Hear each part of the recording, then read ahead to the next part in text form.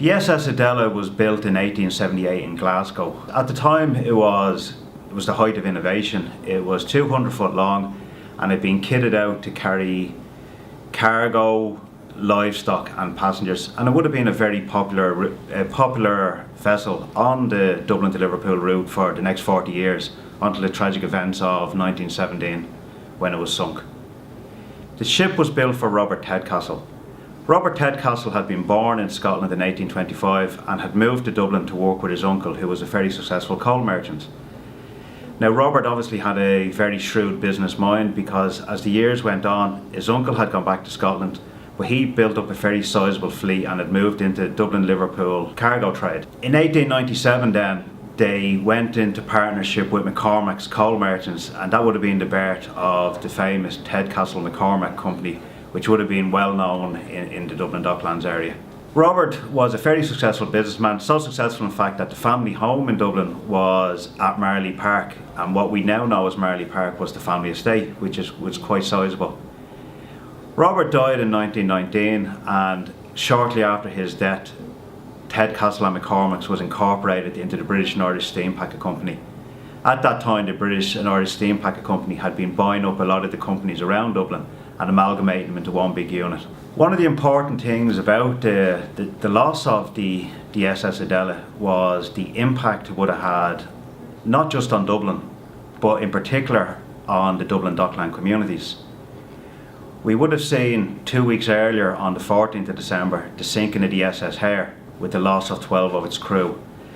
And then we saw on the 27th of December the sinking of the SS Adela with all of its crew except for the captain, 24 people. Now, out of those two ships, half of the casualties came from the close-knit and reasonably small Dublin Dockland communities. Now, this is really significant for a number of reasons. Again, you had a small community. You would have had the people working on the ships, would have known most of the other people working in the docks. They would have known the dock labourers, the carters, the warehouse men, etc. So when people died, everybody would have known them.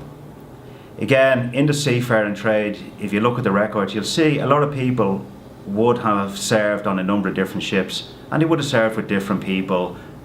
Some of the people who died on the Adela had been on the Hare in the past. Some people on the Hare had probably been on the Adela in the past. So again, really what I'm trying to say is everybody knew everybody. And then there would be the very close family links. When people were working together, they would socialise together and meet each other in the community. So you would have had people who had married into each other's families and were related in different ways. So the loss of 24 people is significant for each individual family, but the impact on a workforce and a community is enormous. And one newspaper report at the time said out of those two ships, the SS Hare and the SS Adela, there was 100 dependents left behind. So you have to realise, in a small part of Dublin, you had John Mackey and Francis Mangan were brother-in-laws. So they would have had children they left behind, they would have had a large number of dependents. William Barry and George Jones were an uncle and nephew.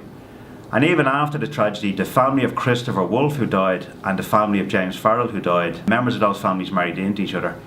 So when you talk about the scale of death, you might think that 12 families in the Docklands, it's bad enough that they died, but when you realise how closely connected they all are, the impact that they would have on the families, the impact they would have on the kids, the impacts they would have on the widows, and in many cases people would live with their grannies and their grandparents would be living in the house, they'd be looking after them. And in one case we know there was a disabled brother who was living with one of the families. So when you think of the scale of tragedy, it really goes beyond 12 deaths on their immediate families. It's a huge amount and it's a huge impact on the community.